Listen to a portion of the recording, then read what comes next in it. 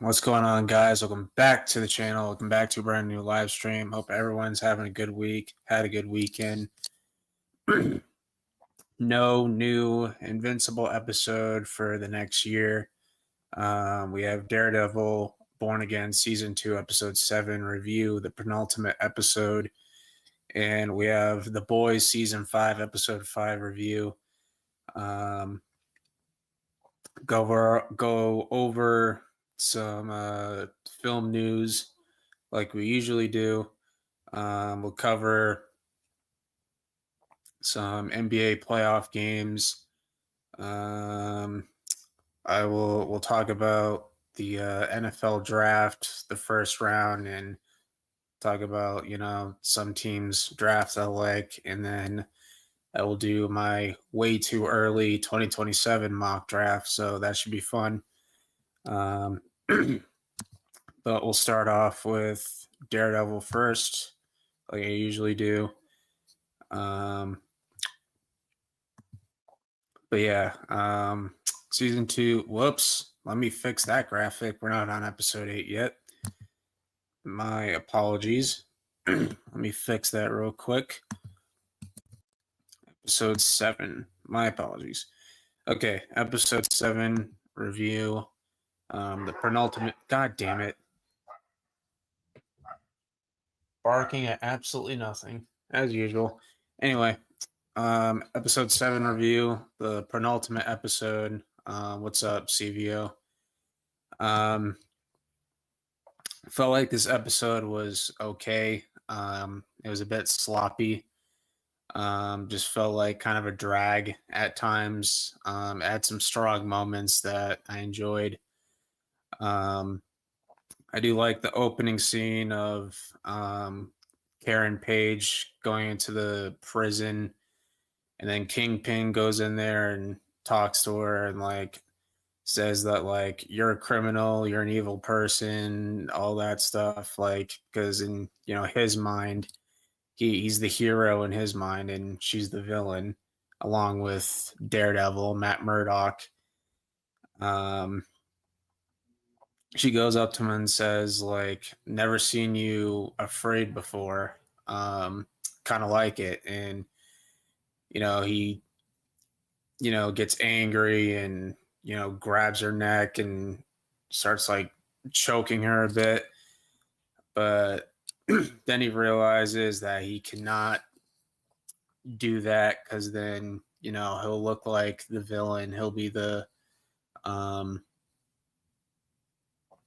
the bad guy in New York. So, he lets her go. And he knows that, he can do the legal way. That's the only way he can do it and take her down and stuff. So he's like, you'll get one phone call, and then walks out of there. So that was a pretty good scene. When Fisk said "ha" to Karen, that got me dying. It was funny for no reason. Yeah, just the way he said it was funny. But we see Jessica Jones interact with Matthew Lillard's character. I'm sorry. I just don't get the point of her character being in this. I just don't get it. It's just she's not that interesting to me. She really just doesn't serve any purpose to the story. Just not interesting to me at all.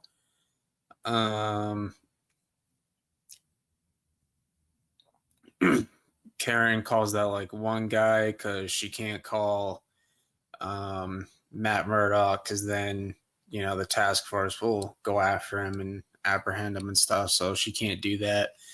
So she has to get the message out through somebody else. So he goes to Matt Murdock and Jessica Jones and talks with them. Then we see Matt Murdock go to her, and like they talk for a bit. Which they say sorry to each other and basically like go over like the court stuff or whatever. So then she has to go back inside the prison, and then he has to go like on his own.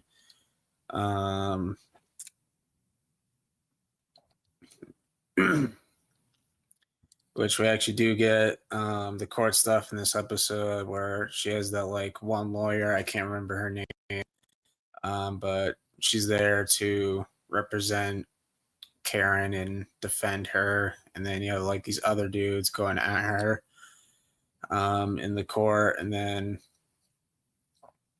they bring in Matt Murdock in the courtroom to help Karen, and he reveals himself. So the trial goes on for a bit, and they say like, oh, I adjourned until the morning or whatever. So they go to leave, they go into like the parking garage, and then the task force shows up to attack them, and Matt Murdock gets like shot in the foot or whatever. So that was good. And then later on, we see Karen have an interaction with Heather, who I don't give a less of a rat's ass about. I don't get the point of her character. I just don't like her. But their interaction was very good, where Karen kind of like taunts her, saying like how she's with Matt Murdock and how he's a good guy and all that stuff. And she rage baits Heather. And then Heather kind of does it back, like all the men involved with your life, with Foggy and Frank Castle, and then that makes Karen snap, and they kind of get into like a cat fight a little bit. So I thought that was a very good scene. Then we got the Daniel and BB stuff where he's beyond mad at her for leaking that information to Karen Page, and they get into an argument. So then he says, I'm going to take you to a safe house. So then later on, she's like, this isn't a safe house, is it? And he just starts dragging her by the arm, and she's like begging and pleading for her life.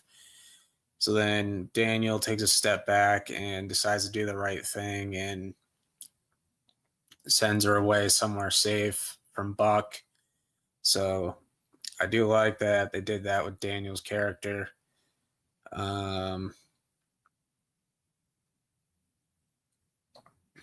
See what else happened in this episode. Yeah, I wasn't that much of a fan of him in season 1. I felt like he was just kissing everybody's ass in season 1, Kingpin and Buck. But this season, huge turnaround for his character. I like that they gave us the conflict going on with him where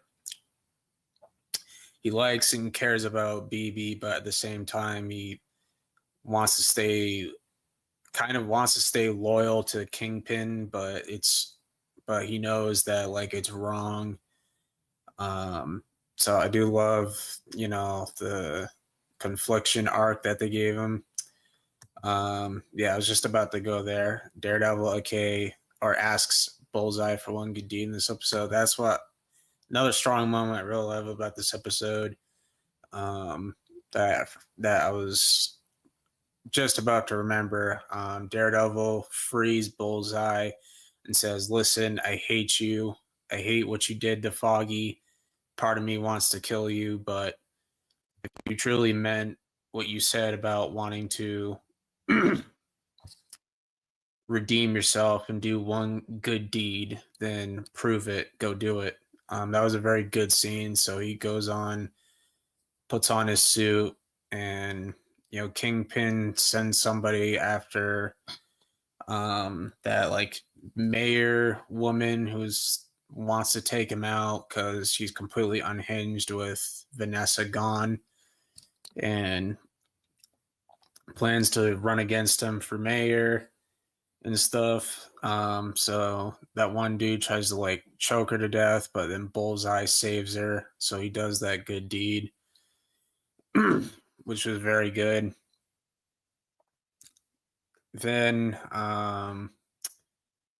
which let me know if I forgot anything else, but near the end of this episode, we see Matt Murdock go to the church, um, says a prayer, and while that's happening,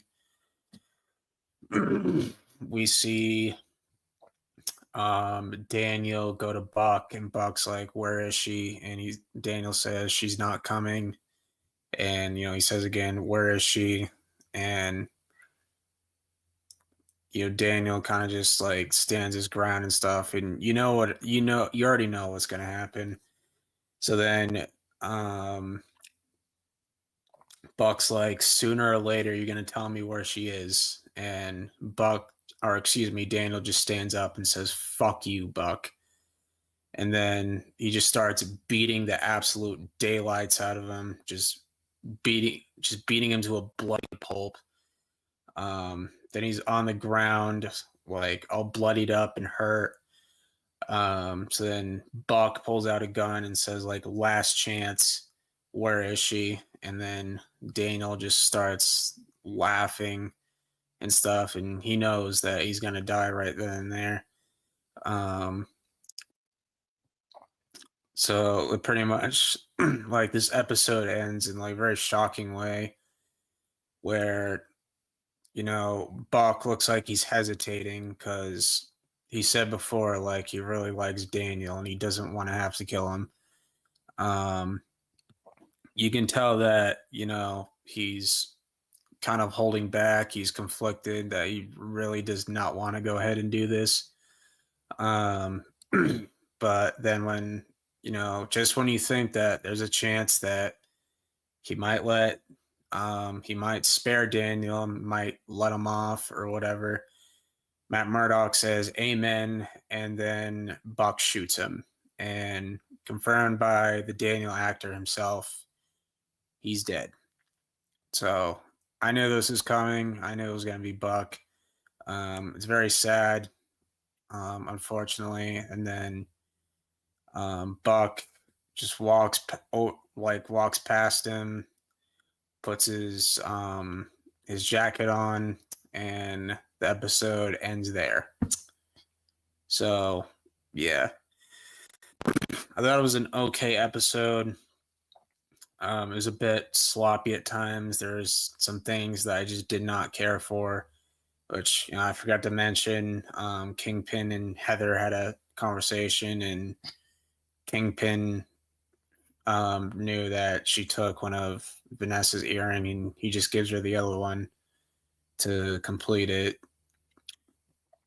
But probably gonna give it like a 7.4 out of 10, probably. I just thought it was all right.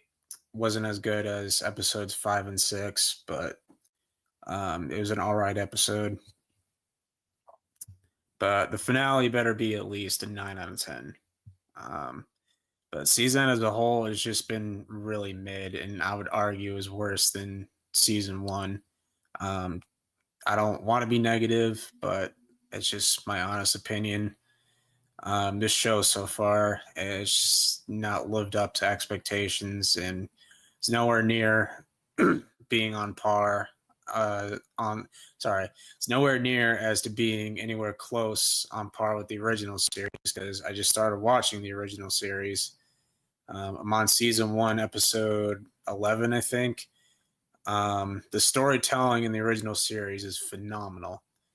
It feels like a completely different show, So, which I'm on the part where Foggy finds out that Matt Murdock is Daredevil. That's the part I'm on in season 1. But yeah.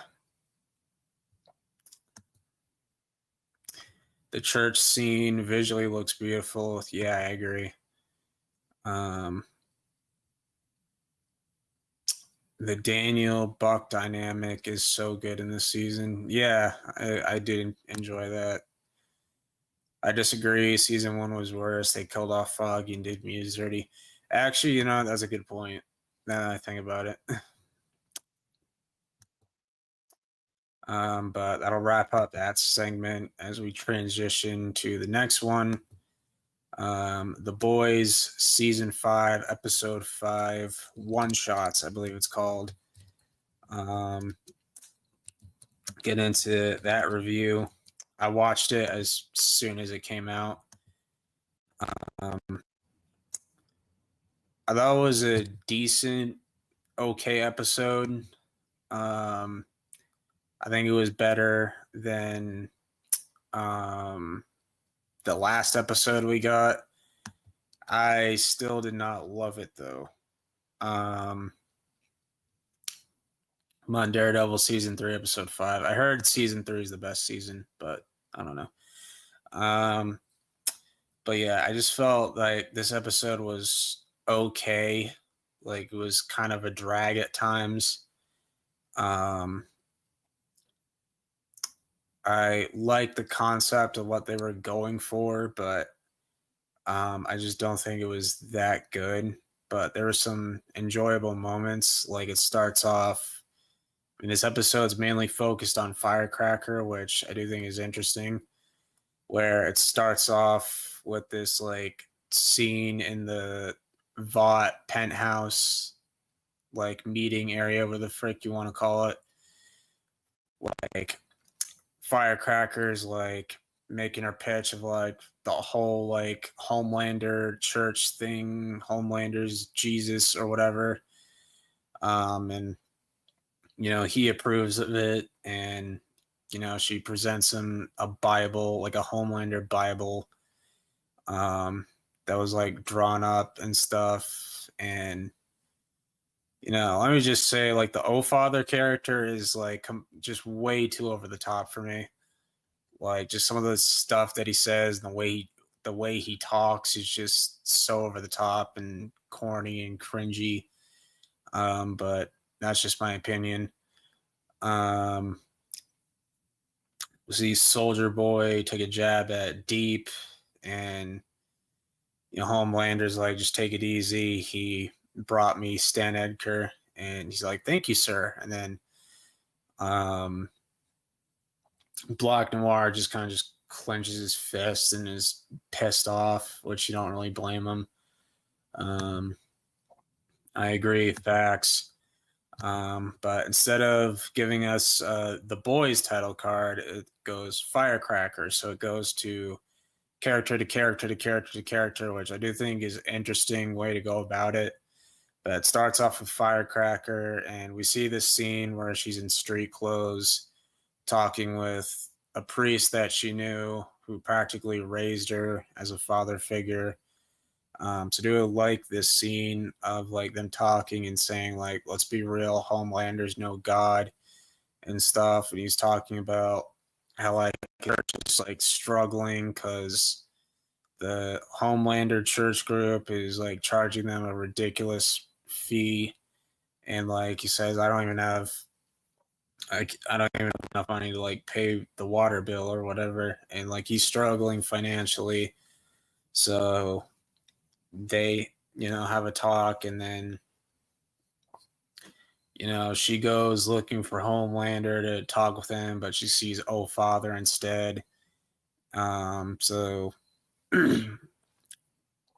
he's like restocking like his like milk from the church because that's Homelander's favorite drink, apparently. So it's kind of like a tense scene of like Oh Father thinks that, you know, she doesn't truly believe in the Homelander's Jesus agenda, and she thinks it's crazy and stuff. She's like, no, I do believe in him and all that, when she doesn't. She's terrified of him, rightfully so. So they talk, then she walks out. She goes on her show, the Truth Bomb or whatever the frick it's called. And she reads off the teleprompter, and she pretty much betrays the priest, saying like all these lies about him on live television, and just stabs him in the back. Just absolutely horrible thing to do. And then it cuts back to that scene that the episode started with, and she pulls out her phone and sees that he's calling her, but she ignores it. Then I believe it cuts to Butcher's dog, which was very weird seeing like the dog dreaming about Homelander. It was just so weird and just ridiculous. But we see the dog like roaming around the boys' headquarters, and we see Starlight and Kimiko's voice just sounds so weird. I'm sorry. Not trying to be a hater. I'm not against her talking. It's just her voice sounds so weird. I'm just still not used to it. Then see him go to, Butcher and Huey, and like they're talking about like the disagreement about the virus and V1 and keeping Annie and Kumiko alive, but Butcher wants to like eradicate all soups. So then we see the bulldog go to Frenchie, and he's like making a chocolate cake, but then he burns it. So he throws it out in the trash, which is stupid. But like earlier on, we see Huey and Butcher still arguing, and he's like, "What if it was Becca? Would you let her die?" And I thought Butcher is about to go off on him or like beat the living daylights out of him, but he just responds with, "I did let her die."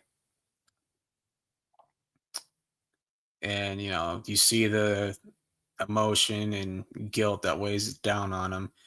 He's like, "I failed to protect her from Homelander. I did let her die." So then we see Bulldog eating the chocolate cake out of the trash, and then Butcher starts freaking out and saying like, "Is that chocolate?" And Huey's like, "Is it bad for dogs?" He's like, it's lethal for a dog as old as him. So then he goes off on Frenchie for a little bit. So then Huey saves the dog's life. And apparently that's enough for Butcher to like turn to Huey and go, if we find this V1, you can keep some and see if you can make a vaccine for Annie and Kumiko. It was very shocking for him to say that. I'm not sure if he was just saying that because he saved his dog or he was actually being genuine and sincere. So then Huey looks at Butcher, seeing that he might actually have some good left inside him after all. And he's like, "What are you looking at?" And he's like, "Nothing." And then walks off. And then the dog ends up being okay. And, that's pretty much it. And then he gets the Homelander toy back, and it's ridiculous. The actual boys' characters are like only in this episode for quite literally 5 minutes. Like 5 minutes. That's literally it. And this episode was an hour long. Then we see Sister Sage's point of view, and she reveals to Ashley that she does not want Homelander to get the V1 because he'll become borderline immortal and unstoppable and just completely unpredictable. Not that he already was that, but if he gets the V1 formula, everyone is screwed. So like she reveals her plan that she wants to hide V1 from Homelander, and she wants Butcher and his team to release the virus and kill all the soups, including Homelander. And she wants like an all-out war between humans and soups killing each other, and then she wants to go hide out in her bunker and just read in peace while all the chaos is going on. So I think that will be interesting later on in the season, especially if Homelander finds out that she's been secretly conspiring against him and trying to like keep him away from the V1. So I do like that. I do think that's interesting. Um, and she's trying to get Ashley on her side, both Ashley, and the backside of her head is what I mean. So that was very interesting. Um, Sister Sage is 100% teaming up with the boys by the end of this. And it's possible because she does not want Homelander to get the V1. She's made that abundantly clear. So she might work with, God damn it, she might work with Butcher and his team to stop Homelander from becoming immortal.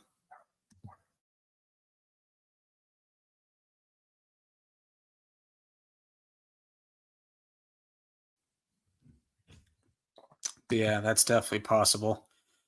And then it goes to, well, it went to Noir as well, which we see him go to this play with that director that's been in the show pretty much the entire show, of how like he's not with Vought anymore, but now he's um found like a new passion. He's like directing plays and stuff. And I do like his dynamic with the new Noir, and he doesn't know that he's the new Black Noir. But they actually start bonding over how much they hate the Deep, which he obviously doesn't know that Deep is the one that's giving New Noir these problems. But he actually gives him good advice, and he actually carries it through, takes him up on that advice, and pretty much just upstages Deep on his podcast in front of Oh Father. So that was funny. So then we see Deep in street clothes, spying on New Noir. Um, so then pretty much the director said that like you're going to be a star on Broadway. We get to do this together. So he's like, just warm your vocals up and stuff, and I'll be right back. So he goes to the bathroom, and then we see this like really fucked up scene of an eel killing him, and it was an emotional death scene. It was really screwed up. So then he goes and confronts Deep about it, and he's like, listen, you do what I say, or I'll tell Homelander that you're in a play or whatever. And, what happens from there. But Black Noir is definitely killing the Deep. And either in the next episode or in episode 7 or 8. But Deep is dying one way or another. Like he's like either Black Noir is gonna kill him or it's gonna be Starlight. Both of them. I don't know.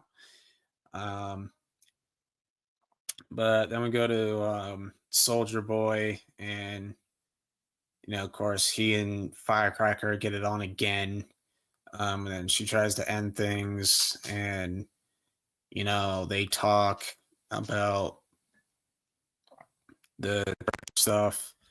And then he goes up to Homelander because Homelander can't get anything out of Stan Edgar. He's like, let me take a crack at him.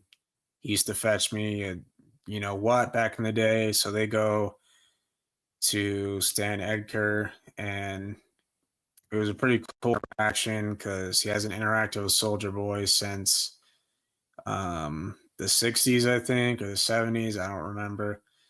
But he's like, where's this V1? And he's like, I genuinely don't know. So then he praises Homelander to insult Soldier Boy, just insult Homelander. So Homelander's like, do you want to die? And like they ask him where the V1 is. And he's like, I genuinely don't know, but you should go to LA and ask Mr. Marathon about it. Should be a delightful reunion. So they both go to Los Angeles. And then we have our big supernatural reunion, which if you watch the show like I have, you would understand. But we see Jared Padalecki as Mr. Marathon. who was the original Speedster on the 7, who got replaced by A-Train. But because, he slowed down and regressed or whatever. So we see some of his backstory here. So I was able to see Jensen, Jared, and Misha Collins on screen again. But like he gives them a tour of like the rehab building that they're in. We see Misha Collins' character, which he's malchemic or something. I don't remember, but like his power is like toxic breath. But it's like a whole awkward scene, and like Homelander does not want to be there at all. Wants to have nothing to do with the people in there. So we see Mr. Marathon walk them into this like room where he has a bunch of souvenirs. He has a picture of Stormfront when she was Liberty. Soldier Boy looks at it, and then he looks at a Soldier Boy comic from the 70s, which is a reference to a real life Soldier Boy issue that came out in like early 2000s or whatever, and he's like, good times. So he basically, Mr. Marathon reveals that bomb site has the V1. We get the scene of like Soldier Boy and Mr. Marathon like trashing on Homelander and stuff, and then Homelander goes up to him and is like, say that again, say it again. And Soldier Boy's like, seriously, you can't take a joke. So I guess this like intense scene, and then we see Misha Collins' character uses toxic breath on Homelander, knocking him out unconscious, and then they try to get Soldier Boy to like use his nuclear blast to, kill Homelander. So then Soldier Boy makes the decision to save Homelander and go against them. So, he takes out Misha Collins' character and the rest of the other characters. Seth Rogen was in it, playing himself, which I believe he voices Alan the Alien in Invincible, if I'm not mistaken. But Soldier Boy tricks Mr. Marathon to like run into, everybody else with his speed on accident. So then we get a gruesome scene of where Soldier Boy traps Mr. Marathon and pretty much snaps off both his feet so he can't run away. So he's like, where's the V1? He's like, bomb site has it, but I don't know where he is. We haven't talked in like 5 years. So then Homelander just freaking stomps on his head, and it was really gross, really disgusting. So he's like, why'd you do that? And he's like, because F them. And Soldier Boy comes clean to Homelander about the firecracker stuff. And he brings up pillow talk about like what she's, said about Homelander's church agenda. So then that brings us to the end of the episode where Firecracker goes into her room and Homelander's just sitting there smiling. You knew right then and there she was going to die. So then he says, so how was sleeping with my father? And she like freezes up and stuff. He's like, no, I don't care about that. But he told me that you don't actually believe in me. And she's like, no, that's not true. And then he stands up. He's like, heart beating like faster than normal. So then he tells her to like pack up her things and leave. And Firecracker's stupid for this. If Homelander fires you and gives the opportunity to get your stuff and leave, you take it. but then she tries to like convince him to like give her another chance, and like she does believe in him, and you know we see like his like you can see welling up in his eyes of like he might actually spare her, and that he might let her off, and we see him in like a vulnerable state after a speech, and she ends with, "We all need love, don't we?" Um, and just when like when he puts his hand on her cheek, just when you think that he might actually spare her, not, nope, just pushes her and impales her on the eagle thing, and boom, she's dead. And the episode ends there. So shocking ending. Um, she should have just left. But yeah, that's the end of her character. I've seen a lot of people saying that it was well deserved because of what she did to her pastor that basically raised her, and the stuff she did to Starlight. But phenomenal performance by Valerie Curry, who played the character. She did a great job. She went out with a bang in this episode. So I am curious to see everybody's reactions in the next episode, especially Starlight's. But yeah, this episode, it was just okay. There's some strong moments, but still just not great. I'll give it like a 7.4 out of 10. It's probably the best I can do for it, but these last 3 episodes better be peak.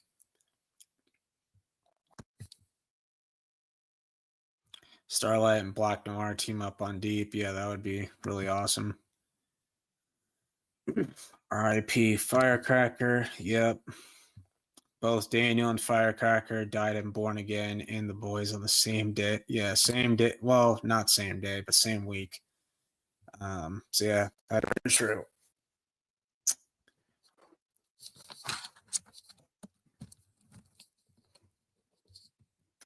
But transition to next topic. We will go to the film buzz page. So I gotta get that pulled up.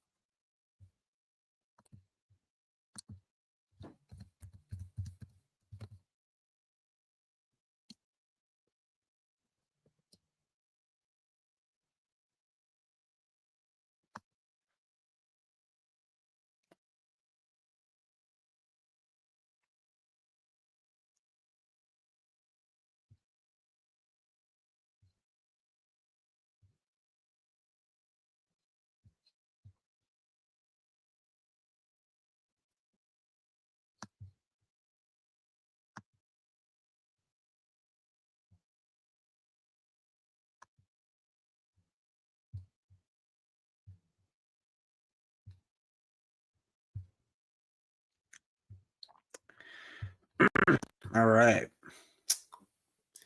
More The Boys spin-off projects are in the works. Well, we know the Vought Rising prequel is coming out next year. They will feature some characters from Gen V because yeah, those of you who don't know, Gen V got canceled. So we'll see if they we'll see if they appear in season 5 at all or not. And Justice 3 is officially in the works after 9 years. It's about time because I really enjoyed the first 2 games. They were fun. especially the second one. So I'm like, where the hell is Injustice 3?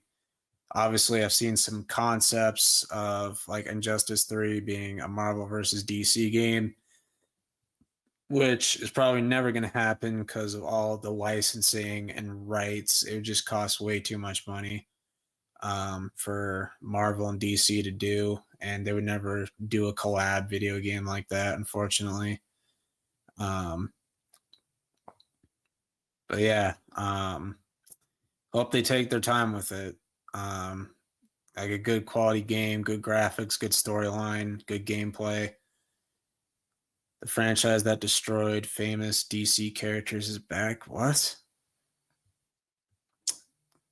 Oh yeah, because Kevin Conroy, who usually voices Batman in the video games and the some of the animated shows, he passed away. So it'll be interesting to see who they pick to voice Batman. Um, Spider-Man: Brand New Day will open 9 months after the events of No Way Home. Peter have a new AI assistant named Evie. And then we already know the release date, so that'll be interesting. I don't think it'll be as good as No Way Home, but I think it'll be a good movie. Um, Invincible season 5 will officially release in 2027. So yeah, voice acting is already finished. So that's pretty good news. Thrag will be back. Dinosaurus will be back. Conquest will not be back. So I thought it was funny that they did that.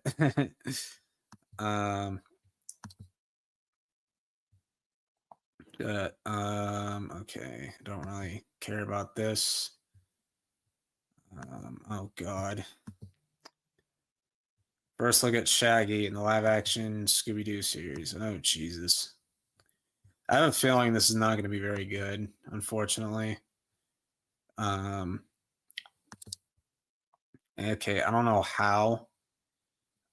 Stranger Things Tales from 85 has officially been renewed for season 2.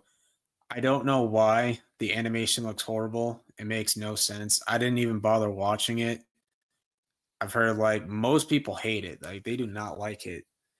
And there's like very few people who like it and think it's like a fun concept. It makes absolutely no sense. Because you have like this new character named Nikki who like joins the group.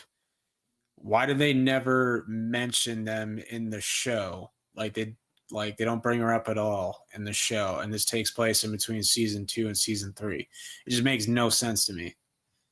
But it is coming this fall. So yeah, I just don't I don't understand it.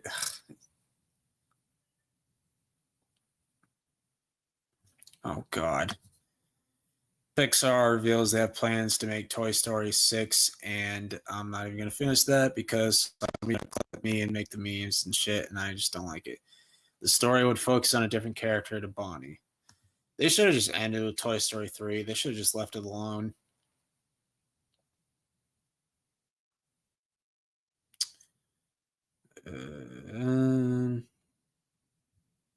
Oh God. James Gunn says the Booster Gold TV series is still in the works at DC.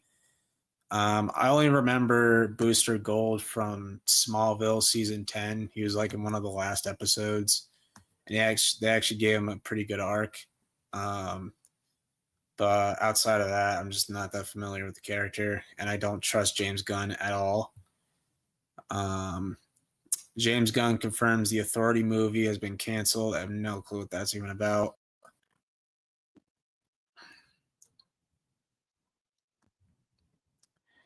So this is 2 days ago. The trailer for Avengers Doomsday will not be released online today. Okay. I hate it when they drop them at Comic-Con, but they don't release it publicly online. I just don't like it. Like it's just stupid. Jensen, okay, this isn't really relevant anymore because it's already happened.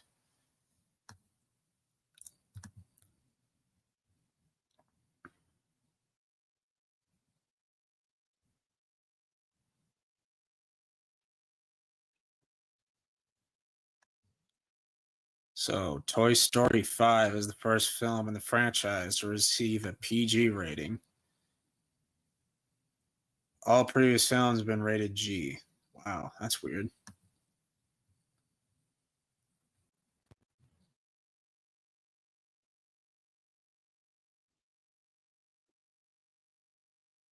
Okay.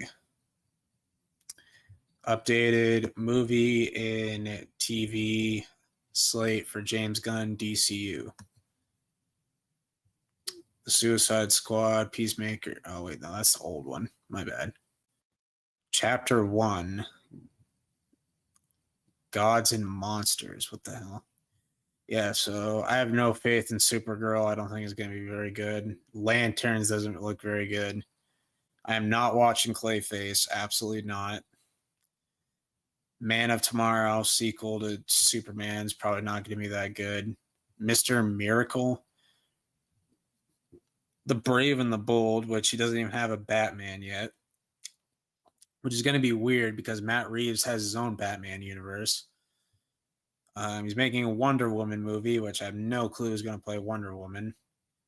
Waller, Booster Gold, Paradise Lost, Authority, Swamp Thing, Dynamic Duo, Deathstroke done in Teen Titans.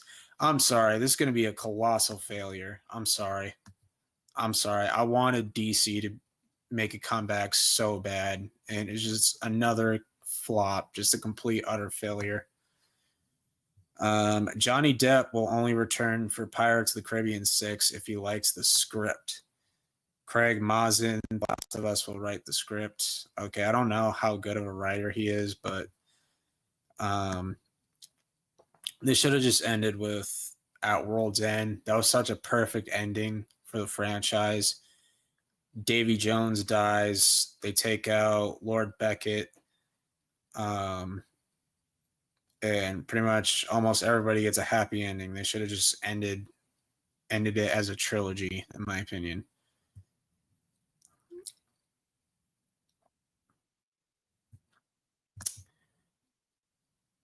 A new Finding Nemo project is officially in the works at Pixar. Oh boy. Why?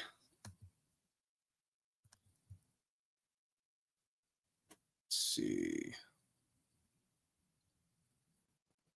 I think we're pretty much caught up.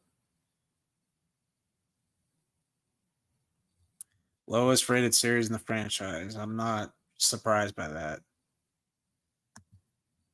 Then we got 3 possible dates for the Doomsday trailer. April 26th, 7th anniversary. Apparently, they're re-releasing Endgame in theaters, and they're gonna like show new scenes that like ties in with like Doomsday or whatever. I don't know. San Diego Comic Con in July, and then CCXP Mexico, which that date's already passed. Apparently, Invincible TV series is now already halfway through the comic storyline. Robert Kirkman says they're aiming for 7 to 9 seasons, and then season 5 will be coming out next year.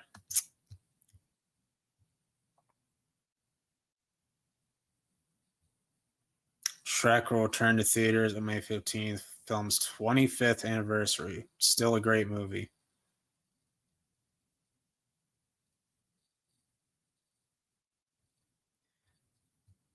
Clayface will be the first movie in the new DCU timeline. Oh boy. Okay, I think this is pretty much where we left.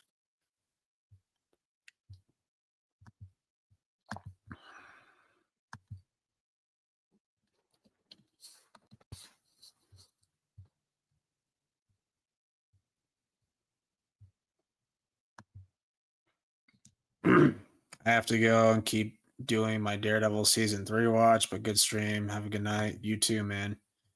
At this point, make a TV series about the man that got saved by Superman because every DC character gets a series or movie. Yeah, it's ridiculous. Kind of doing the same thing that Sony did with Venom and Kraven the Hunter and all those other Spider-Man villains. It just made no sense.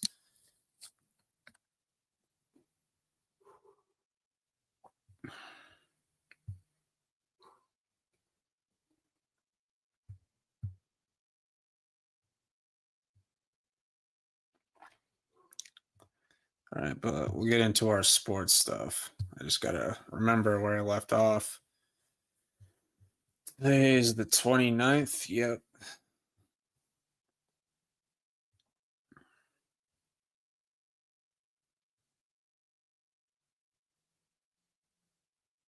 Okay, so Austin Reeves will be playing tonight.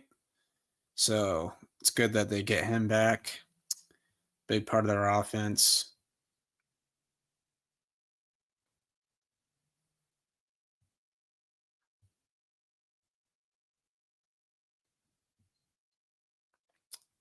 Cavs up by 2 on the Raptors in game 5 after the lowest scoring game in game 4. It's now one of the highest scoring games.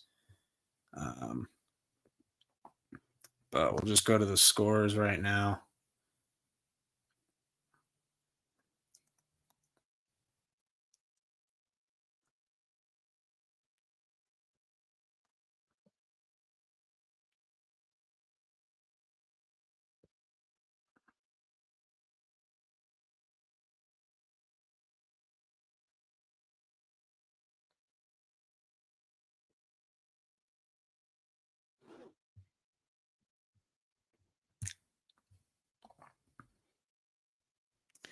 Then Pistons beat the Magic to avoid elimination.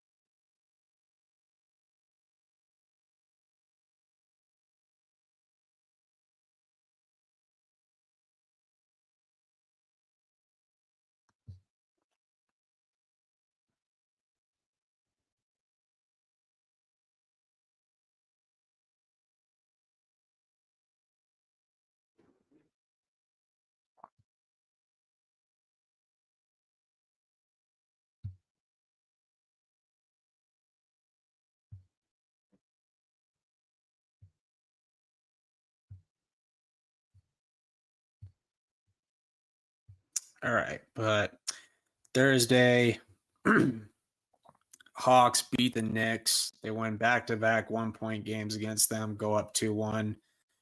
Mikal Bridges was absolutely horrible in this game. He had 0 points, played 21 minutes.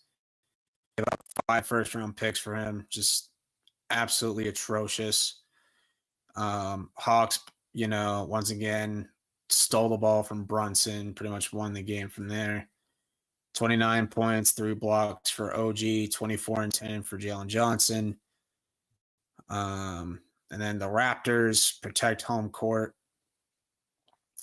Bounce back against the Cavs. Scotty Barnes played phenomenal, 33 and 11. 15 points, 6 boards for Evan Mobley. Wolves dominate the Nuggets in game 3 to go up 2-1. Io with 25 off the bench, 27 and 15 from Jokic. Which I hope the Wolves keep those uniforms because those are fire. I love those.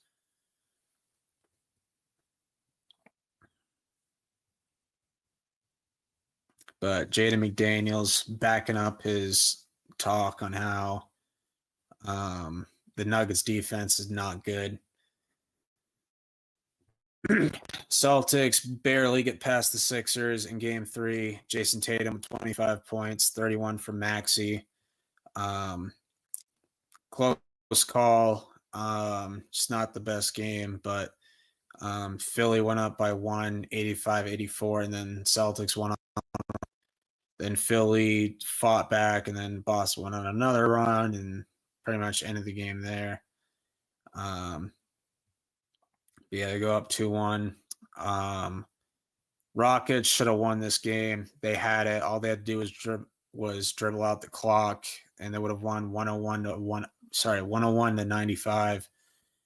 but they commit a stupid turnover and a stupid foul, goes to overtime. They get outplayed in that overtime, and they go down 0-3.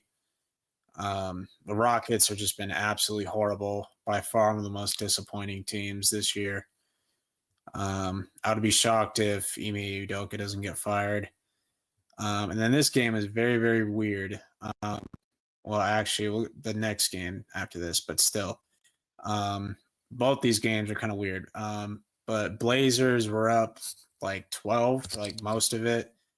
And then the Spurs took the lead at the end of the third quarter, and pretty much the Blazers just couldn't get it back. And Spurs go up 2-1 without Wemby. 27 and 10 points from Dylan Harper.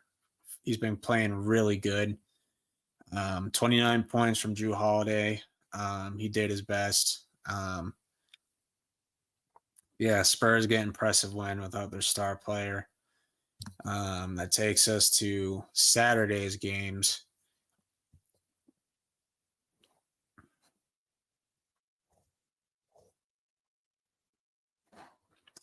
The Orlando Magic go up 2-1 on the one-seeded Pistons. 25 and 12 for Banchero, 17 points for Asar, 8 rebounds, 5 blocks. Turnovers have been an issue for Detroit.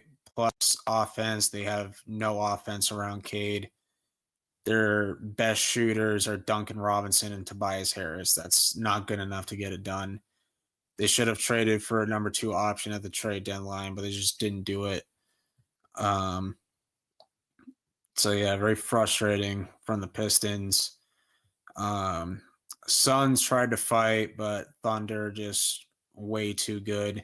They go up 3-0, 121-109. Shea is just borderline unstoppable, 42 points. 33 from Dylan Brooks. Then the Knicks absolutely smoke the Hawks in Game 4 to avoid a 3-1 deficit. Brunson suffered a knee injury. Cat suffered a knee injury, but both of them played through it. Triple-double for Cat, 20 points, 10 boards, 10 assists. Then the Wolves once again blow out the Nuggets. A lot of wild things happened. Dante DiVincenzo tore his ACL within like 5 minutes of the first quarter, so his year is done. Anthony Edwards hyperextended his knee. He's going to be out for several weeks. Very disappointing. But Ayo Dosunmu has the game of his life, 43 points off the bench. The Wolves go up 3-1 at home on the Denver Nuggets, 24 points, 15 boards from Denver. Nuggets lose in round 1. This is just an utter failure, utter disappointment, because a lot of people are picking them to dethrone the Thunder in the playoffs. The Nuggets defense is absolutely horrible. Very disappointing. And then at the end, Jokic and Jaden McDaniels get into a fight, and Jokic gets ejected, which didn't really matter at that point. But down 3-1, going back home at Denver. I was just hoping, because I was hoping the series would go to Game 7. Just, it was the matchup I was most excited for in round 1, and it just hasn't been, that good. But this is a pretty weird game. It was one of the lowest scoring games I've ever seen, especially the first half. It was and then going into the fourth quarter, it was 68 to 62 or something like that. It was very low scoring. No one can make a shot. And it was pretty crazy getting down to the final 2 minutes. Cavs made some pretty critical mistakes. Raptors took advantage. They tie the series at home in Toronto. So it was a very fun game to watch. Then another weird one.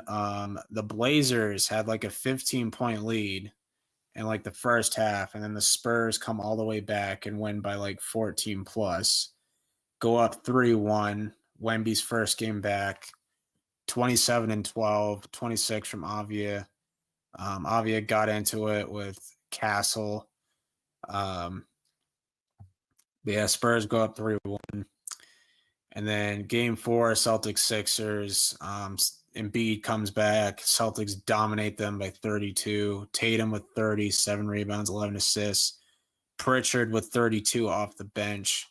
Jaylen Brown with 20, 26 and 10 from Embiid.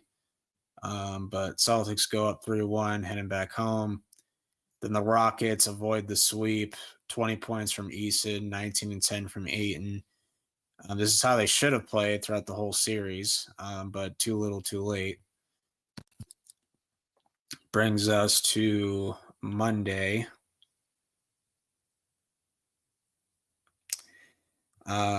Neither team shot very well. I mean, Jalen Suggs was 1 for 11. Like, Orlando's shooting outside of Desmond was really bad, but they still pulled it off.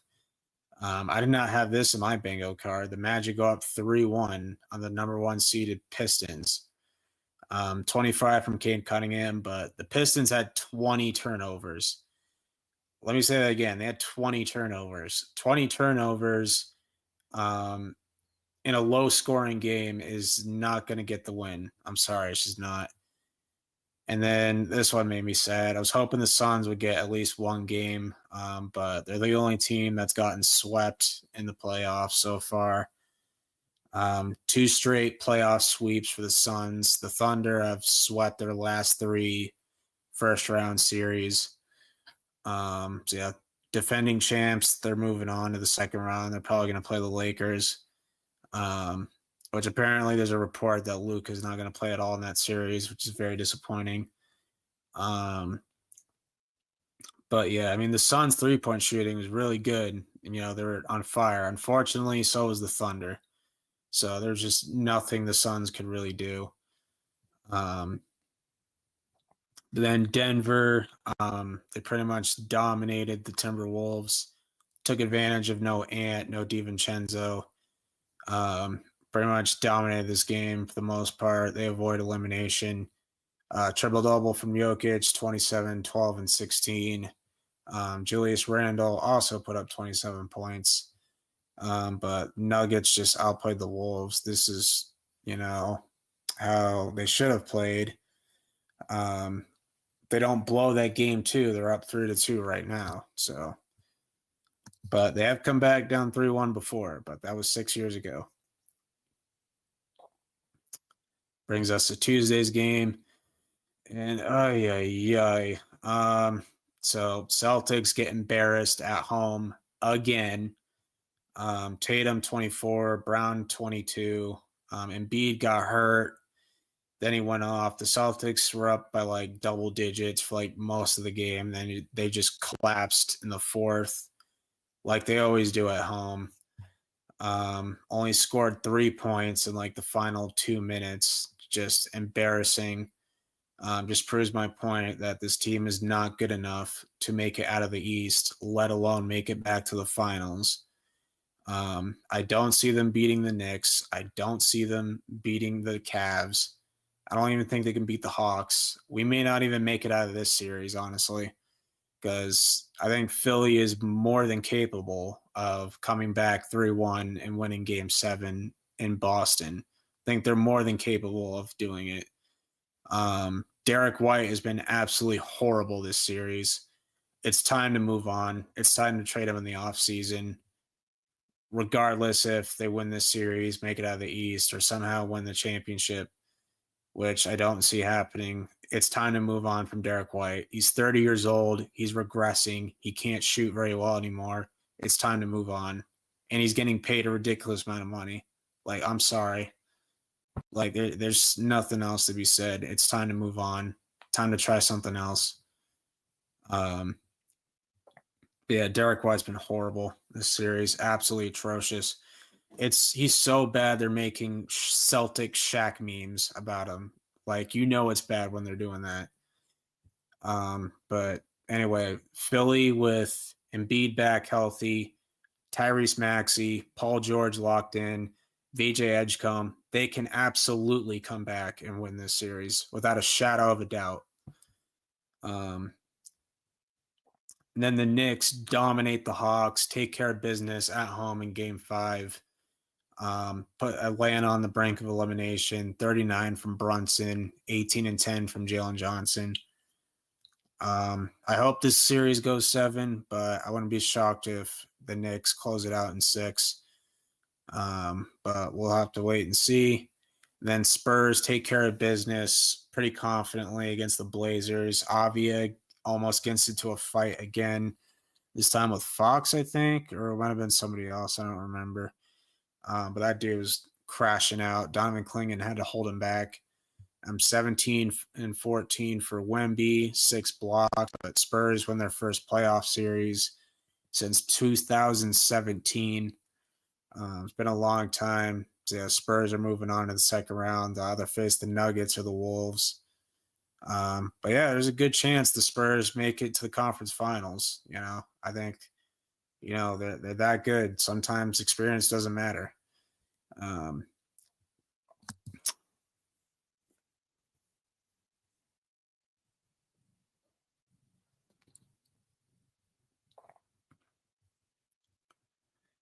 Yeah, it brings us to tonight's games. 4-point game in Cleveland with 18 seconds left. Pistons avoid elimination against Orlando. No Franz Wagner. 45 from Cade, 45 from Banchero. So fun duel between first overall picks. Cade, 2021, first overall pick. 2022 for Paulo Banchero, I believe. But yeah, pretty awesome duel there. Then Lakers Rockets is about to start. In LA, I expect the Lakers to close it out. Raptors take a timeout, so they're down by 5 right now. So I assume they fouled somebody. But yeah.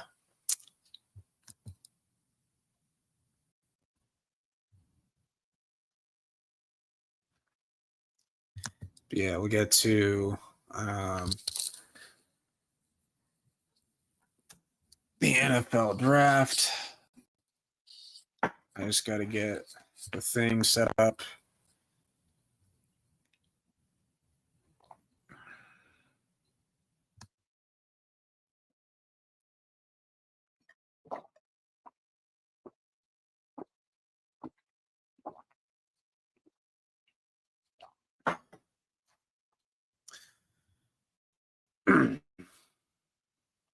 Which we'll talk about the first round, and then we'll just go through the teams' individual drafts, and just kind of my grades from there.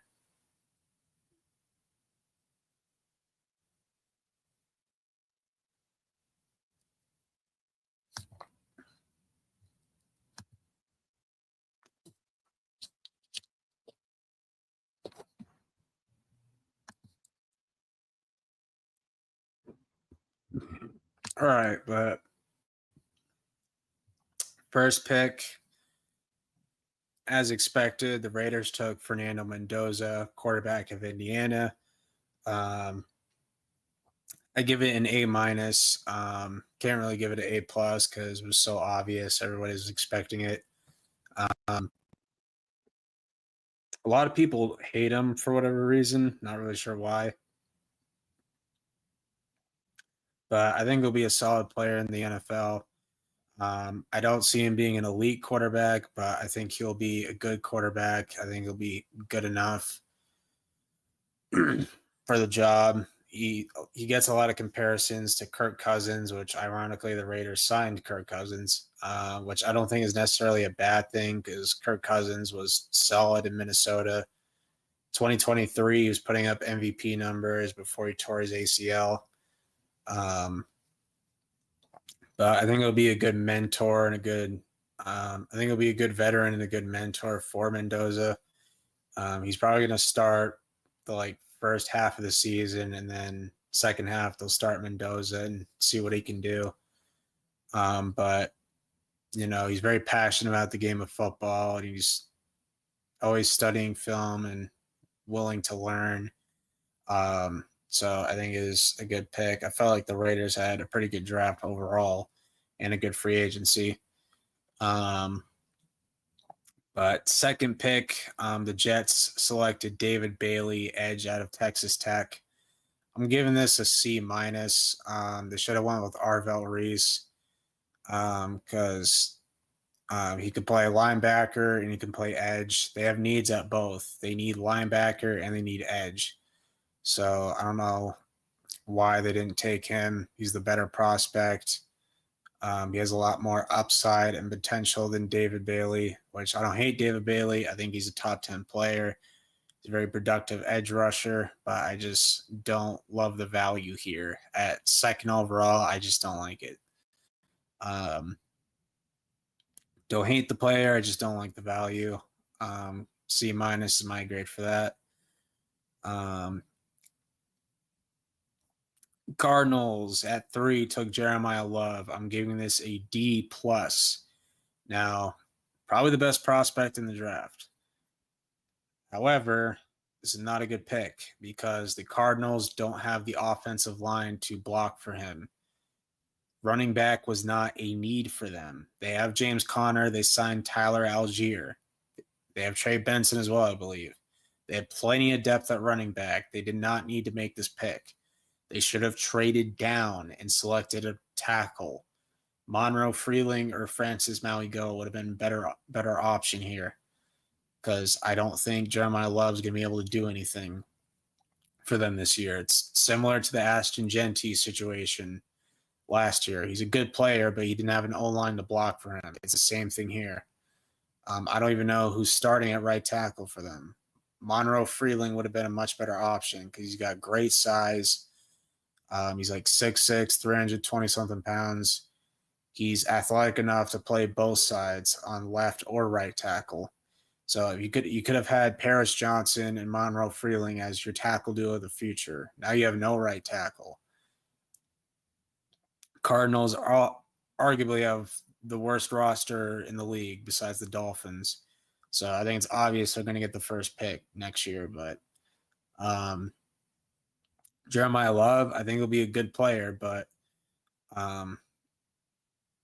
taking a running back at 3 is ridiculous. I'm sorry. I don't care how good you are. Then the Titans at 4 take Carnell Tate. I'm going to give it a C plus. I like the player. Don't mind the value. Just my concern is he was a number 2 under Jeremiah Smith, which, let's be fair, Jeremiah Smith is a generational wide receiver prospect. Do not throw that word around lightly. God damn it.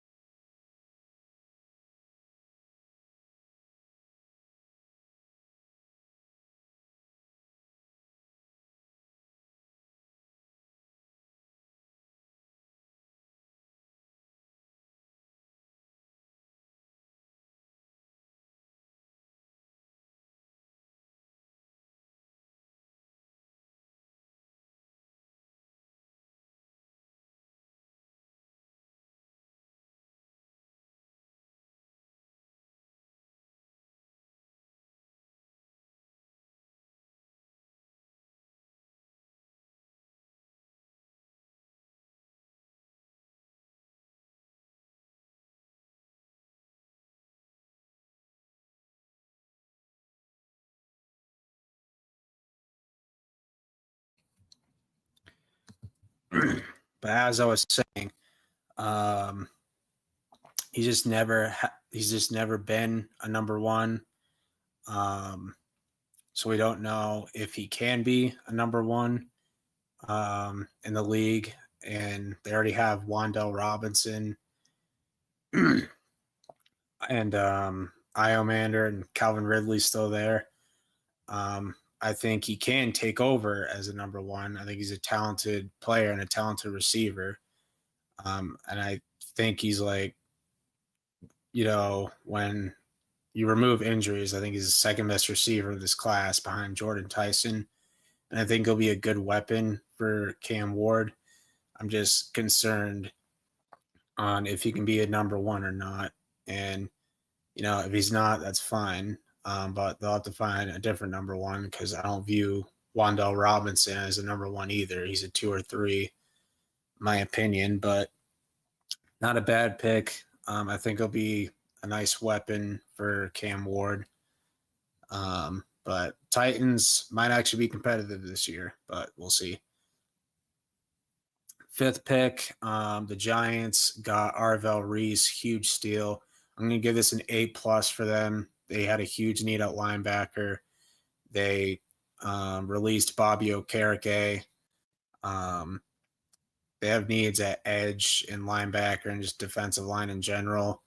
I think he can play off the edge. I think he can play at linebacker, and I think they should play him at linebacker because that's a huge need for them.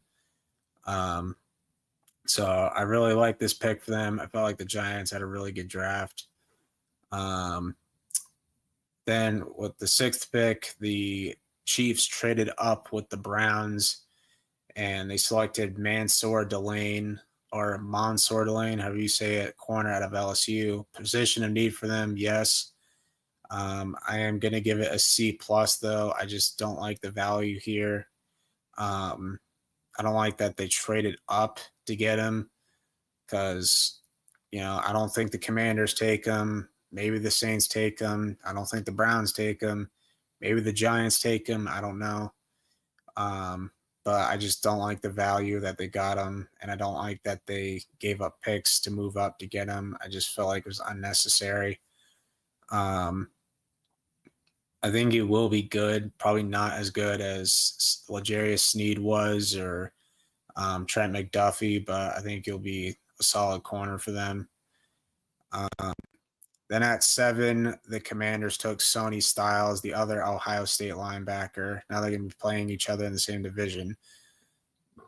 I'm going to give it an A-, even though they signed some linebackers in free agency, and they have Frankie Louvu. I know he's old, but he's still good. But I just don't know if he's going to be able to play off the edge, but he'll be a good player for them on defense, and it's always good to have depth at linebacker. So I'll give it an A-. And then Saints at number 8 took Jordan Tyson, receiver at Arizona State. When he's healthy, he is really good, really good. I'm going to give it a B+. Only reason it's not an A is because of his injury history. He's had like several injuries throughout his career. So that's very concerning. Plus, you have Chris Olave, who's suffered more than one concussion. So you have 2 injury-prone receivers, so that's very concerning. But if both of them can stay healthy, they're going to be a fun duo to watch. At 9, the Browns traded down and took Spencer Fano, offensive lineman out of Utah. And I'm going to give it a B-. I like the player. I like the value. But I just don't think he's going to be a tackle in the NFL. I just don't see it. And they needed a left tackle, like, really badly. And I just don't think he's going to start right away. They signed a bunch of interior offensive linemen as well. So it's Zion Johnson from the Chargers, Elton Jenkins from Green Bay, and someone else I'm not remembering. Or they already have Tevin Jenkins at right guard. They have Titus Howard at right tackle. I just don't think he's going to be able to stick at tackle in the NFL. He just doesn't have the size. He doesn't have the arm length. I think he'll be a great guard or center, but I just don't see him sticking at tackle. Maybe I'm wrong, but we'll see.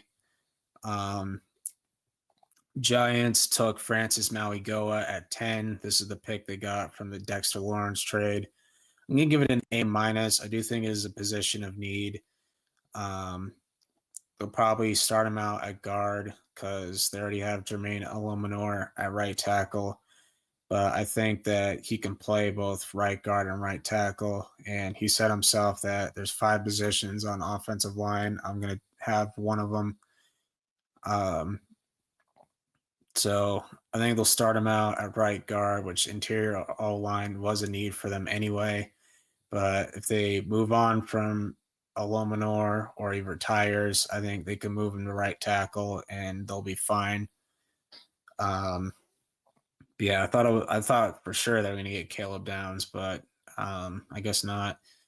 Which, speaking of, the Dallas Cowboys trade up one spot with the Miami Dolphins, and they select Caleb Downs. I'm giving it an A plus. They needed to upgrade at safety,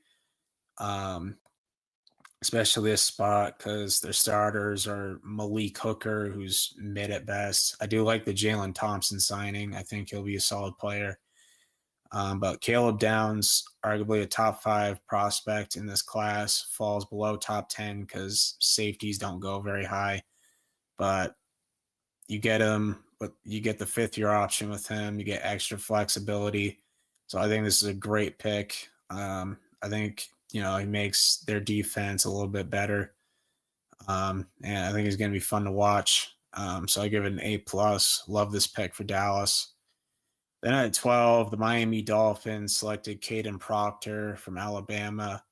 I'm giving it a C-. It is a position of need, but they had bigger needs, such as like a true tackle. They need receiver. They need corner. They pretty much they have needs everywhere except for running back. But Caden Proctor does have potential, but I think he's most likely going to be a guard. He's gotten several comparisons to Evan Neal, which is very concerning. 2 good offensive line prospects from Alabama. I'm not saying he's going to end up like Evan Neal. I hope that's not the case. But he's most likely going to move inside to guard. But we'll see what happens there. But I give it a C-. Then at 13, the Rams took Ty Simpson, quarterback out of Alabama, back-to-back Alabama picks here. I'm going to give it a D+.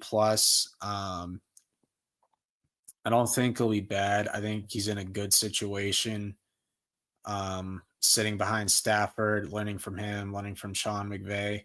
My concern is the Rams are trying to win a Super Bowl, and he does not help you win a Super Bowl right now because he's not going to play until Stafford retires. They need depth at wide receiver. You need depth at linebacker. Maybe you need another edge rusher. I understand you don't really need corner because you got Trent McDuffie and you signed Jalen Watson, and safety looks pretty good. But you need depth at receiver because Devontae Adams is getting older. He's not going to be around longer. Puka Nacua apparently wants to retire when he's 30.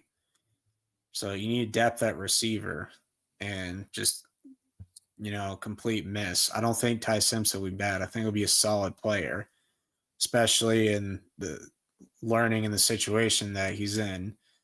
But 13 is just way too high. And they're probably not going to be picking this high for a while because they're apparently the favorites to win the Super Bowl because they fixed the main issue on why they didn't make it there is because their secondary is getting torched. So now that they improve their secondary, they have a good shot making the Super Bowl, but they're very thin at receiver besides Puka and Devontae Adams. Plus, you could use some interior offensive line help. You could have had an upgrade at tight end. There's a lot that they could have done, but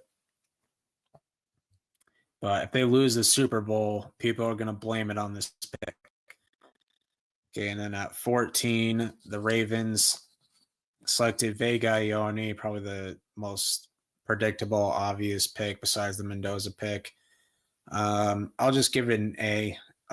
They needed interior O-line help, especially with Linderbaum walking for absolutely nothing, and they made no effort to get him back. But probably going to play him at left guard. Got to protect Lamar. So I think he has the most potential to be an all pro offensive lineman. Um, then at 15, which kind of shocked me that he fell this low, Buccaneers take Ruben Bain out of Miami, keep him in the state of Florida. I'm going to give this an A. He's a top 10 prospect, in my opinion, in this class. And they needed edge rusher like really badly. They just need help on defense in general. So I really like this pick for them. I think he's going to be really good, especially in Todd Bowles' system. It was one of my favorite picks in the draft. Then at 16, the Jets took Kenyon Sadiq, tight end out of Oregon. I'll give it a B. Probably not their biggest need, but certainly an upgrade at tight end. I think it'll be really good. Actually, the Jets actually made some pretty solid picks. So I do like this for them. I'll give it a B. Then at 17, Lions take Blake Miller, tackle out of Clemson. Has a ton of experience starting there, so they're probably going to start him at right tackle and then move Penei Sewell back to left tackle. I'll give it a B plus. Position of need for them. Taylor Decker is still unsigned. Then at 18, the Vikings took Caleb Banks, defensive tackle to Florida. I am going to give it a B plus. It's a position of need for them. They need depth at defensive tackle. He has top 10 upside. Like he has good upside, but he suffered a foot injury and didn't play that much. But if he was healthy and he played, he probably would have went into the top 10 for sure. But I think the Vikings get a steal here. And then at 19, the Panthers took Monroe Freeling, tackle out of Georgia. I am going to give it an A minus. Their left tackle, Ikem, he's injured. They did sign Rasheed Walker, so they might sit him behind him for the year. And then their right tackle is getting older. I forgot his name. I think it's Taylor Moton or something. But if Ikem can get healthy again, you play him at left tackle. And then when Moton retires, you can play Monroe Freeling at right tackle. Or if you decide to trade Ikem, you can play Monroe Freeling at left tackle. So I think this is a solid pick for Carolina. I give it a B plus, or actually, I'll give it an A minus. And then this was really surprising. The Cowboys trade down with the Eagles 3 spots. The Eagles go ahead and select Makai Lemon, receiver out of USC. I'm going to give it a B minus. Does get a lot of hate. I do like the way he plays. He plays bigger than he actually is, but he is strictly just a slot receiver. So Devontae Smith's going to have to play on the outside because it's obvious that they're going to be trading away A.J. Brown, most likely to the Patriots. God damn it.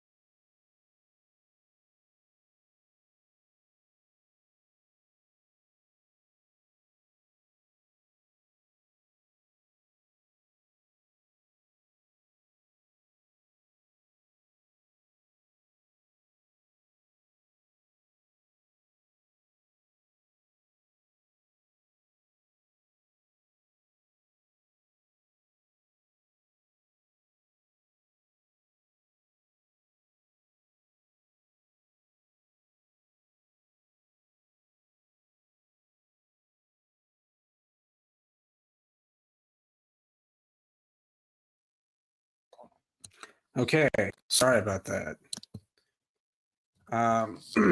Yeah, I give it like a B minus. Um,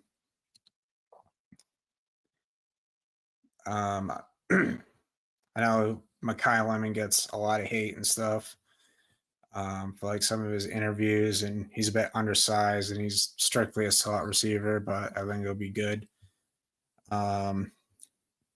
Steelers at 21 took Max Ianakor, which they were going to take Makai Lemon before the Eagles leapfrogged them in the draft.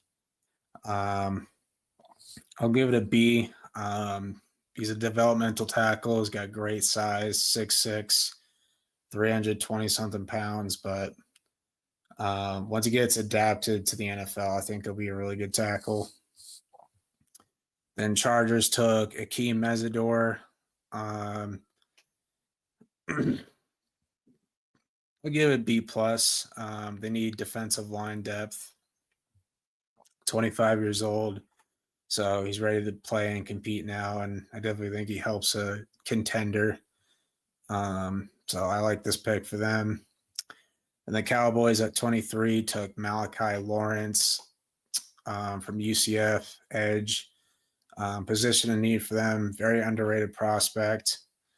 I'll give it a B plus. Felt Dallas nailed the first round, so I think he'll be a productive player for their defense. Then at 24, the Browns took Casey Concepcion, receiver out of Texas A&M. I'll give it a B plus. I think it'll be good for them. Really fun player to watch. I think he'll be good on special teams as well. Then at 25, the Bears took Dylan Thieneman, safety out of Oregon, position out of need for them. I'll give it a B plus. Needed depth at safety because they lost Kevin Byard and Gardner Johnson. The Texans traded down with Buffalo and got Keelan Rutledge, interior offensive lineman from Georgia Tech. I'll give it a C plus. Not sure how good it'll be, but hopefully it helps their offensive line. Then Miami traded up with San Fran, and they selected Chris Johnson, corner out of San Diego State. I'll give it a C plus. They didn't get a receiver, which they really needed one, and I don't like them taking this guy over Jermon McCoy. Then the Patriots traded up with Buffalo and selected Caleb Lomu, tackle out of Utah. I'm going to give it a B plus. Probably not ready to play yet, but set him behind Morgan Moses for the year, have him develop as a right tackle.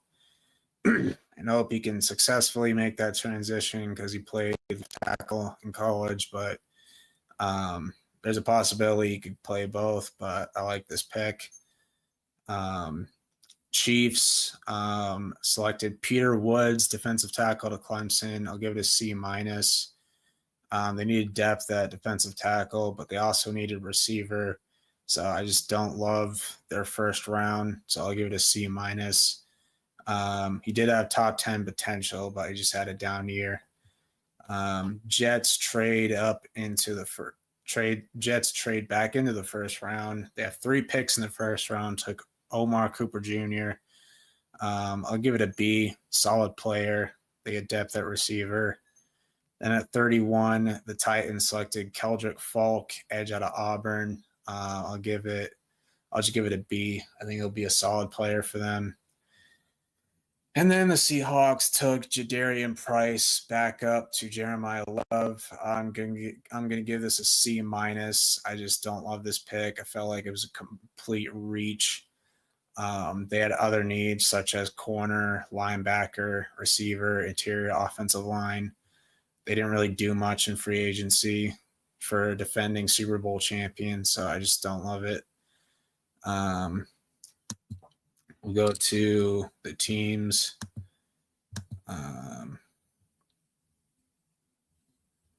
So Cardinals just did not have that good of a draft. They did not address edge or safety. Took Chase Pizantis, interior O-line. They took Carson Beck for whatever reason. Caleb Proctor will be solid. So yeah, kind of like a C draft for me. Falcons, they took Avion Terrell, who's the brother of AJ Terrell, who's already on their team. So I love this pick for them. Took Zachariah Branch out of Georgia. They got Harold Perkins as well. So yeah, decent draft for them, I guess. Like a C plus, B minus. Ravens had a pretty good draft. They took Zion Young, edge out of Missouri, Jacoby Lane, Elijah Surratt. So they got depth at receiver, which is what they needed. Chandler Rivers, corner out of Duke. So yeah, I felt like they had a pretty good draft. I'd say A minus around there. Bills traded out of the first round. They took TJ Parker, edge out of Clemson. They got Skylar Bell, Zane Durant, Jalen Kilgore. So yeah, they had a decent draft. I'd say like B minus. Panthers had a really good draft. Monroe Freeling, Lee Hunter, Chris Brazel, the second is big body receiver. Will Lee, corner from Texas A&M. Took a safety out of Penn State. So yeah, I felt like they had like a A minus, B plus draft. The Bears after the first round did not have a very good draft. Logan Jones, Sam Rush, Malik Muhammad, they did not address defensive line, which is their biggest weakness. So I think that's going to come back to haunt them. So like a C minus draft for them. The Bengals felt like had a pretty strong draft. Cassius Howell, who I think is going to be a good edge rusher. Short arms, but productive, can get to the quarterback and put on some pressure. So I like that pick for them. Takario Davis from Washington, corner. I think I remember him. I think he played in Arizona last year. I don't remember. Connor Liu from Auburn. I like that pick. Got a receiver out of Georgia. Another center. So they took two centers. One of them's playing guard probably. They probably should have addressed linebacker, but other than that, I'd say like a B plus draft for them. The Browns had a pretty good draft. They got two receivers. They got Denzel Boston out of Washington. He can make some awesome catches. Emmanuel McNeil Warren, safety, which is a need for them. Austin Barber, another tackle. Parker Bellows, forward. Justin Jefferson, linebacker. But yeah, I'd say they have like an A minus draft. Dallas. They took Jay-Sean Barham from Michigan, Devin Moore, corner out of Florida, LT Overton in the fourth, and then Anthony Smith, East Carolina wide receiver. So like an A minus, B plus draft for them. Denver didn't really do much. They didn't until the third round. Defensive tackle out of Texas A&M. Running back, Jonah Coleman. Dalen Bentley, tight end. And then I took a linebacker, their last pick. I'd say like a C minus. They didn't really do that much. Detroit played it safe for the most part. Derek Moore, edge out of Michigan. Keep him in state. Took a linebacker in the fourth. Keep Obney, corner out of Arizona State. Yeah, I'd say like B minus, C plus for them. Green Bay, they took Brandon Cisse, really fast, kind of raw, so needs time to develop, but I think he'll be a solid player. Demani Jackson, another corner, which corner was a need for them. So I'd say C plus draft for Green Bay. Then Houston dressed most of their needs for the most part. They took Caden McDonald. I think that's a huge steal for them. Amari Ramsey, they need depth at safety. So yeah, like a B plus draft for them. They've had a pretty decent offseason. The Colts took CJ Allen, linebacker was a need for them. Will probably start right away for them. AJ Halsey, safety out of LSU. They had Jalen Farmer, guard out of Kentucky. Deion Burks, receiver in the 7th round. So like a B kind of draft. The Jaguars had a horrible draft. Don't know what the hell they were smoking. They took Nate Boykirker, tight end out of Texas A&M. They did not take one running back, not one. That was arguably one of their biggest needs because they let Travis Etienne walk for absolutely nothing. So I just don't love their draft at all. I'm going to give it a D+. The Chiefs, theirs is okay. They got Peter Woods, obviously. They got R. Mason Thomas in the second, Garrett Nussmeier in the seventh. So I'd say like a C+ draft for them. The Chargers, I felt like they had a pretty solid draft. They took Jake Slaughter, interior O-line from Florida. Genesis Smith, safety out of Arizona. So, yeah, they addressed their needs for the most part. So I'll give it like a B- for them. The Rams did not have that good of a draft. They got Max Clare, tight end. CJ Daniels from Miami. So, yeah, I thought it was an all right draft. Probably like a C-. Raiders had a pretty good draft. Took a safety in the second. They got Jermod McCoy in the fourth. That's a huge steal for them. Still weak at receiver. Other than that, they've had a pretty good offseason in general. I'll give it an A-. Miami did not have that good of a draft.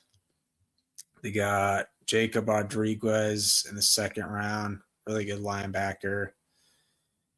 They took Chris Bell, which I think would be a solid player. What else did they do? Say like a C- draft. The Vikings actually had a pretty good draft. They took Jake Golday, linebacker to Cincinnati. Took another defensive tackle. Took an offensive tackle in round 3. Got a safety in Jacoby Thomas. Max Bedison, tight end out of Michigan. So, yeah, pretty solid draft for the Vikings. Then my Patriots, I give a B+. They took Gabe Yakis, edge rush out of Illinois. Eli Raridan, tight end out of Notre Dame. He's a good blocker and a good receiving tight end. Only red flag, he has had 3 Achilles tears. But hopefully he stays healthy. They took Karan Pronti, corner out of Wake Forest. Don't know much about him. Took another tackle in the 6th round. It's always good to have depth on offensive line. Took a linebacker in the 6th. We probably should have went linebacker earlier, but I would have went linebacker in the 5th instead of corner. They took a quarterback for whatever reason. Took a 3rd-string running back, and then took an edge from Boston College. So, yeah, B+ draft for me. Saints had a really good draft, I think. Took Christian Miller in the 2nd round, pretty solid defensive tackle. Oscar Delp, tight end out of Georgia. Took a guard. Took TJ Hall. So, yeah, like an A-, B+ draft. The Giants had a really good draft. They took Colton Hood, corner, in the 2nd round. They got Malachi Fields in the 3rd, receiver out of Notre Dame. Took another linebacker, so I'll give it an A draft. I felt like they had a really good one. Then we have the Jets. I felt like they had a strong draft. They took D'Angelo Pons. I really like this pick. They need depth at corner. I think he'll be a good player. Darrell Jackson from Florida State. I don't know why they took Cade Klubnik. Just unnecessary pick, in my opinion. But, yeah, I'll say like a B-, C+. Not bad. Eagles took Eli Stowers in the 2nd. Markel Bell in the 3rd. Good depth on, offensive line. Took a quarterback from North Dakota State. But, yeah, I'd say like B-, C+. Steelers had an interesting draft. They took Jeremy Bernard, receiver, in the 2nd round. They took Drew Aller, which I know my boy Ben, he's a Penn State fan, and he's a Steelers fan, so I know he's happy about this pick. Took Dalen Everett, Jennings Dunker, which will definitely be a guard. Yeah, I'll give it an A minus. I like the Steelers draft.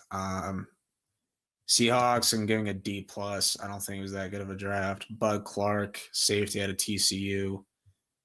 Took another corner, took a guard, which is one of their biggest needs. So yeah, I just don't think it was that good of a draft. 49ers, theirs is okay. They traded out of the first round. They took receiver out of Ole Miss at the top of the second. Took Romello Height. I like that pick for them. But other than that, they didn't really do that much. So I'll give it a C minus. Tampa Bay, outside of Ruben Bain, I mean, it was all right.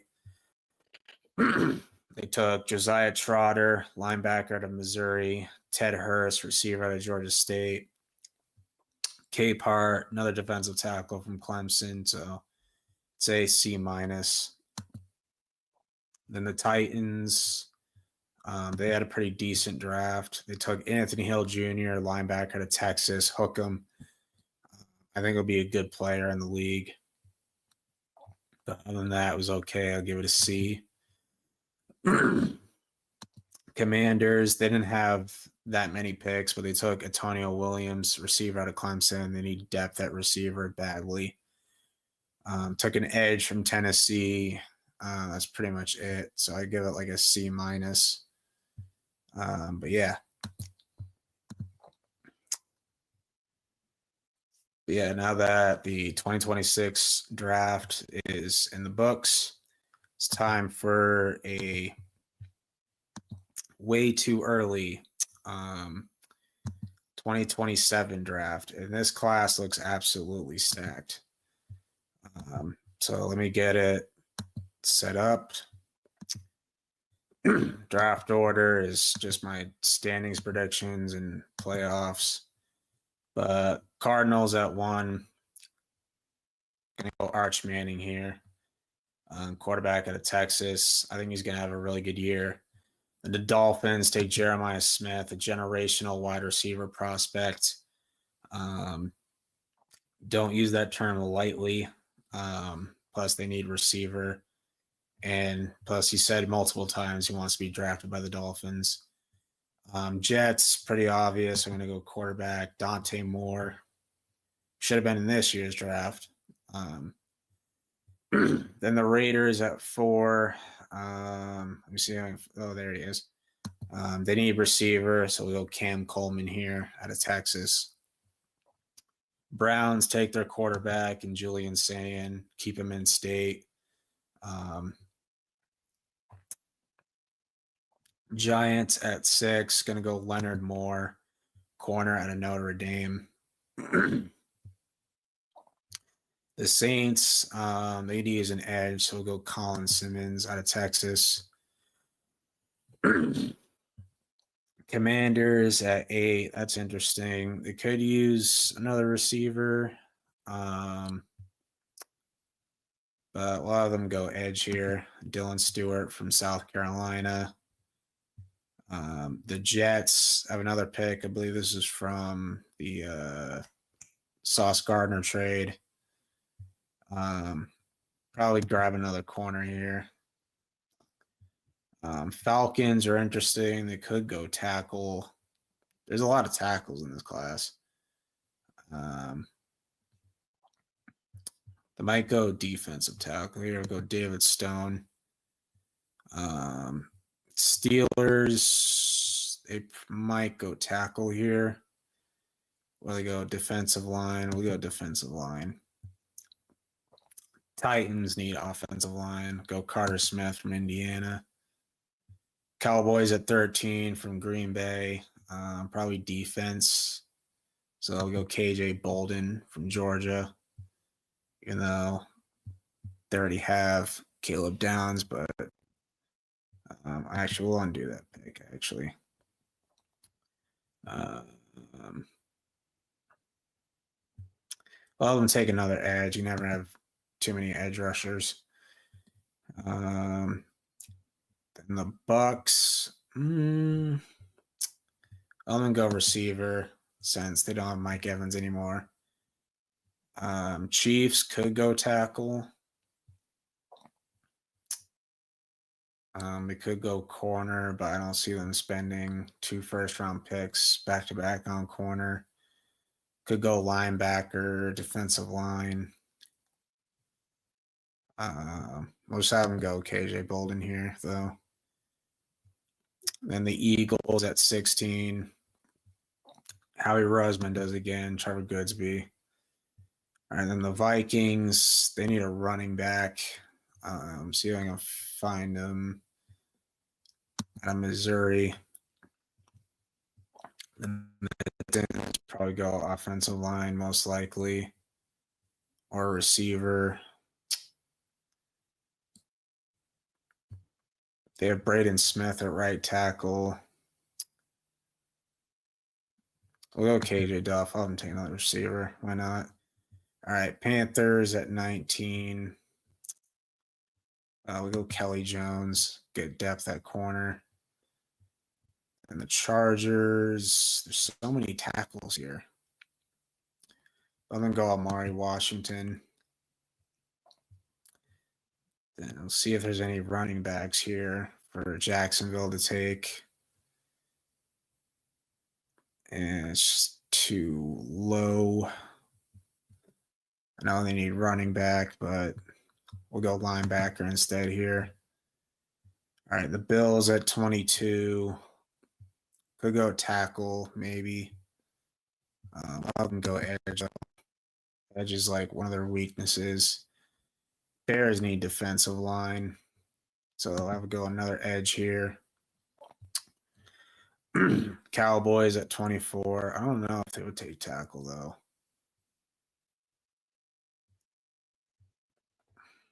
Yeah, we'll go defensive line here. All right, Lions could take a tackle if like Penny Sewell, or excuse me, Blake Miller doesn't work out.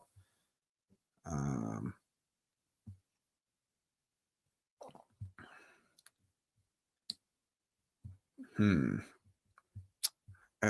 have him go linebacker. All right, then 49ers, I'll have them take a tackle because Trent Williams getting older. Bengals could also go tackle here. Could go tight end if they really want to.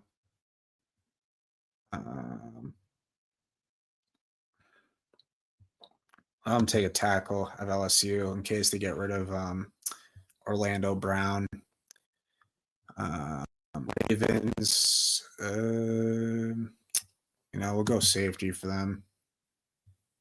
All right, and then Broncos. Apparently, Oregon has another tight end, Jamari Johnson. Seahawks at 30. Could go offensive line here. That's what we're going to do.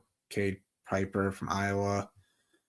Then the Rams. Could they get tight end? Let's see.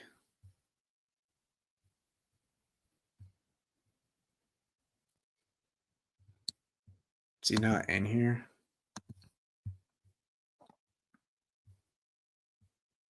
That's all they have for receiver. Wow. Guess we'll go Deuce Robinson from Florida State. Then New England, last but not least. I'll go linebacker or edge, if there's any.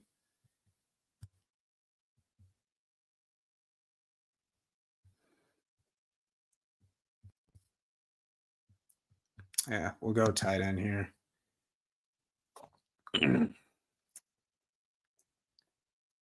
But that's going to do it for this stream. Thank you guys for watching. Hope you guys enjoyed, and I will see you guys in the next one as soon as this mock draft loads.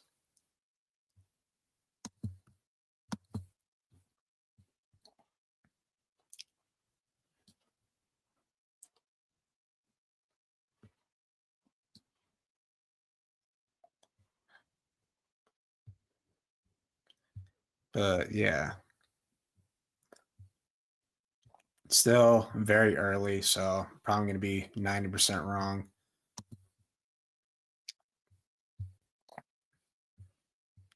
But I will see you guys next week. Peace out.